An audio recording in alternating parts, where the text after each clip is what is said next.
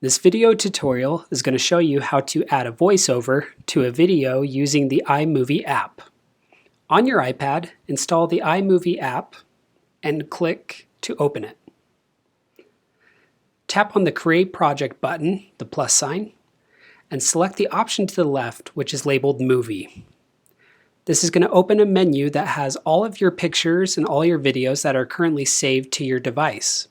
So you'll need to make sure that the video that you want to add the voiceover to is saved to your iPad. If you need instructions on how to do this, please reach out to me, Matthew Norman, and I'd be happy to assist you.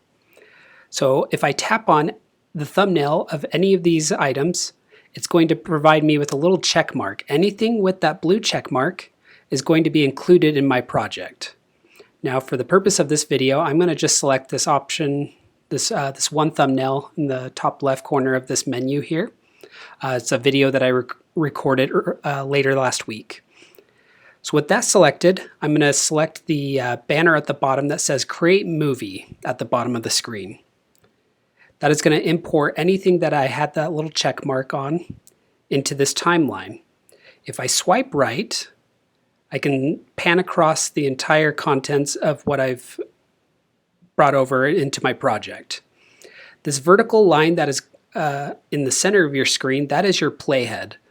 So whatever image is being displayed above your timeline here, that line indicates where that falls in your project.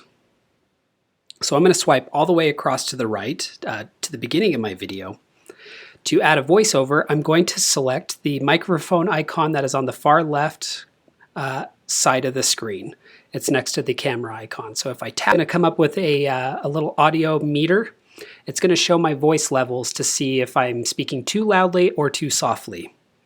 When you're ready to record, you can select the record option that is just in that center menu with the voice meter, and it's going to do a countdown. Once my video starts playing, I can start adding my voiceover.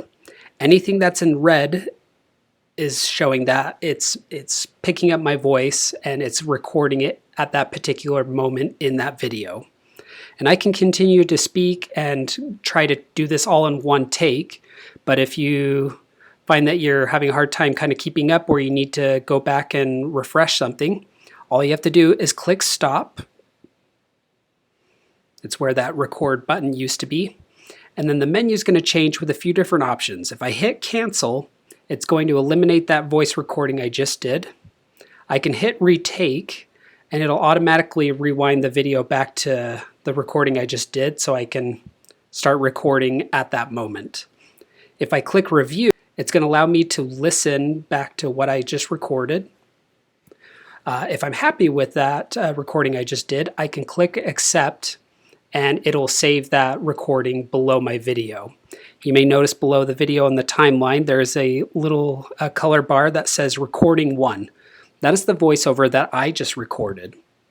Now keep in mind, as you're recording these voiceovers, you'll probably want to have headphones on so you can listen to the audio of this video that is playing in your timeline. So maybe you can kind of go along and know where you're at so you can sync it up as best as you can. It's totally up to you. If you don't need to hear the audio, then you can just turn the volume down on the device. Otherwise, I would recommend working on headphones. I should have mentioned this in the video earlier, that the way that I'm recording this, you're not going to be able to hear the voiceover or the audio of the video that I'm playing in this demonstration here. And that's just purely how I'm capturing this to instruct you on this. So keep in mind that you will be able to hear and listen back to what you just recorded, and you'll be able to hear the audio of the video if you choose to do that. So if I go ahead and select accept, that's going to save that recording down there and that'll stay there. I mentioned earlier, if you do have some dead spots in the video that you do not have to do voiceover, rather than just letting the microphone run hot and have it just pick up the air conditioning in the room, you could skip to the next part of the video where you need that voiceover to be added. So if I scrolled here, let's say that my voiceover needed to start here again. I'll put my playhead right there. I will one more time, and I will hit record. It'll do the countdown once again, and then I can start adding more voiceover on that particular spot of the video. And again, it's going to show in red everywhere that there is voiceover that is currently recording, just to let you know that it is currently recording. And you will have that voice meter to know if you're speaking too loudly or too softly. If I hit stop, again, I have the option to cancel and again to delete that.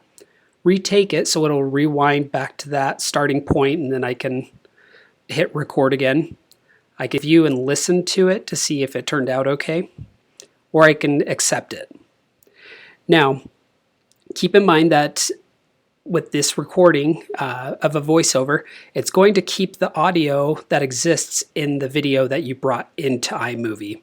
So if this video includes a teacher speaking, then you're going to have to lower those volumes in order for people to properly hear the voiceover in your video.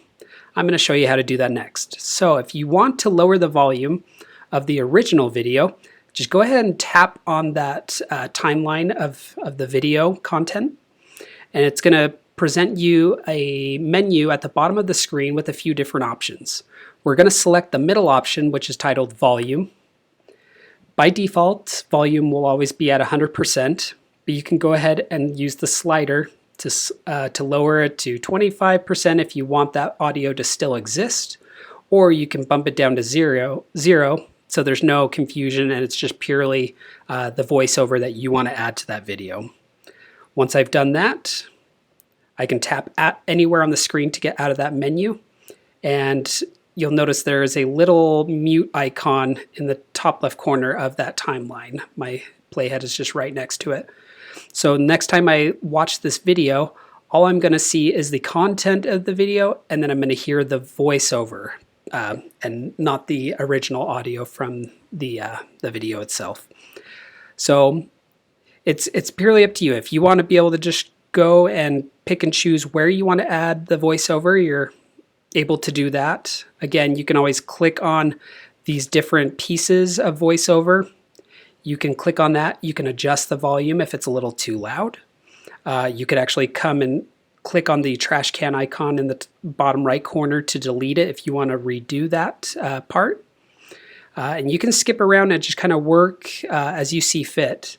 Once you've completed the voiceover, before you save it as a video to send back to the teacher, I'd recommend rewinding and hitting the play button and just listening back to make sure everything flows correctly and it meets your standards. Once you're done with this, what you'll do is you'll click done in the top left corner once you're ready to send it to the teacher. And at the bottom center of the screen, there's the share icon. It's the box with the arrow shooting out of it. Select that, and then you have the option to save the video right there. And what that will do is it'll give you a few different options of how you want to save this. I would recommend saving it in high definition because the iPad is capable of saving videos in high definition. So I would either do 720 or 1080p. I'll just go ahead and do 720. And it's going to start exporting my video. Now, depending on the length of the video, it might take a while, or depending on the power of the iPad you're working on, it may impact how long it'll take to export this. But once it's done exporting, it'll actually save the copy of this video you just made into your Photos app on your iPad. So hopefully, as I'm talking, maybe it'll quickly finish up and then I can show you what that looks like. But that pretty much does it. If you have any questions, feel free to reach out to me. It's pretty straightforward. It just requires a little bit of playing with it. But again, my name's Matthew Norman. If you have any questions, feel free to reach out and I'd be happy to help you in any way that I can. Thank you.